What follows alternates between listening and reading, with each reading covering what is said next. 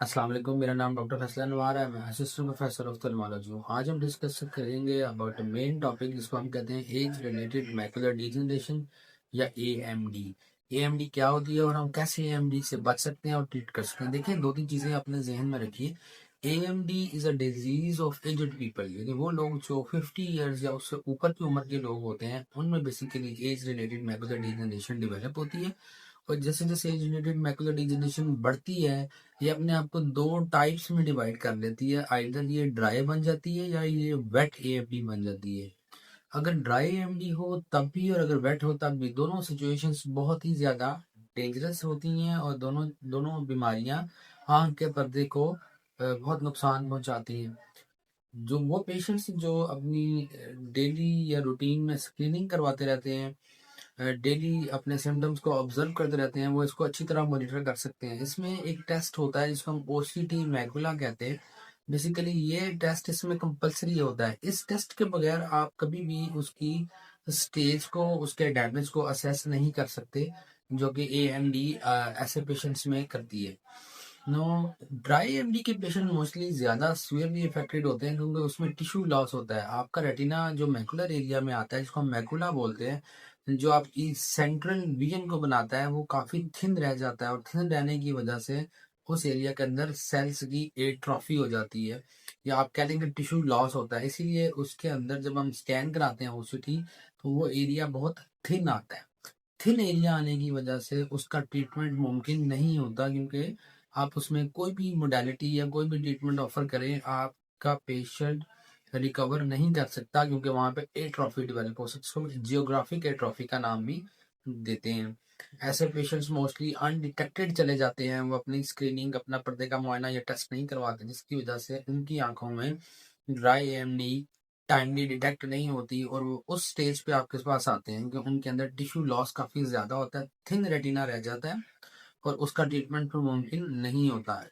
In comparison to that, अगर wait AMD है और पेशेंट आपके पास वेट एएमडी की स्टेज पर आया है, तो वेट एएमडी के अंदर मोस्टली ब्लीडिंग आती है, क्योंकि उसमें एक कोराइडल न्यू वेसल यानी ब्लड वेसल, खून की नाली बनती है, जो आंख के पीछे कोराइडल हिस्से से आती है और आंख के रेटिना के अंदर इन्वॉल्व हो जाती है, या रेटिना के हिस्सा बन जाती है।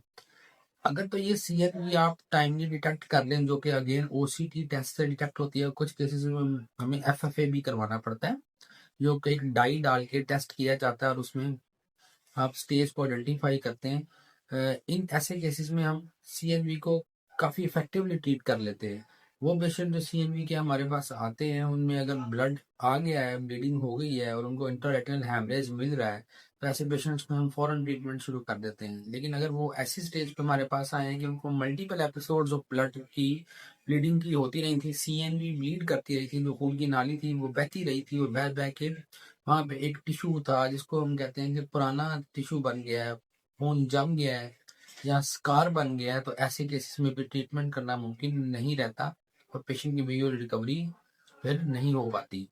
तो ऐसे पेशेंट जिनमें ड्राई और वेट एएमडी की अभी तक डिफ्रेंसिएशन नहीं हुई, आप प्रॉपर्ली उसको लेबल करवाएं, इज इट अ ड्राई और is it a wet AMD, उसको मैनेज कर सकते हैं। मोस्टली पेशेंट्स को ड्राई एएमडी के पेशेंट में चीजें छोटी बड़ी नजर आती हैं। एक इमेज नॉर्मल नजर आता है, एक इमेज छोटा नजर आता है, या एक इमेज बड़ा नजर आएगा और एक नॉर्मल नजर आएगा। ऐसे पेशेंट्स में लाइनें टेढ़ी नजर आती हैं मरीजों को।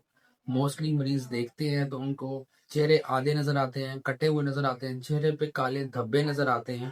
ये सारी अलामात आपको ये बताती हैं कि आपको एएमडी की डिजीज या एएमडी की बीमारी है। अब किया क्या जाए, ट्रीटमेंट कैसे? ओसीटी के बाद आपका इंजेक्शन का ट्रीटमेंट शुरू होता है, जिसमें aflibercept salt is better than the others.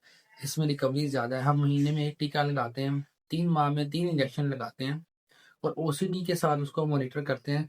ऐसे पेशेंट्स मोस्टली अच्छा रिकवर कर पाते हैं और उनको अच्छा विजन दोबारा रिकवरी में मिल जाता है, अगर वो वेट एएमडी के। अगर वो ड्राई एएमडी की स्टेज पे आपके पास आए हैं, तो मोस्टली उनकी रिकवरी उस तरह से नहीं हो पाती जिस तरह से वेट एएमडी वालों की होती है।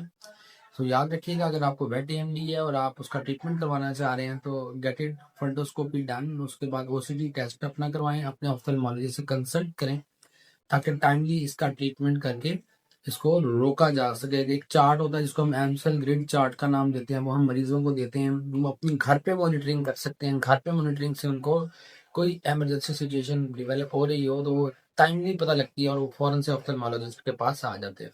तो उम्मीद है आपको इससे रिक्वायर्ड इन्फॉर्मेशन मिलेगी। Thank you very much. मैं हूँ डॉक्टर फैसल अनवर।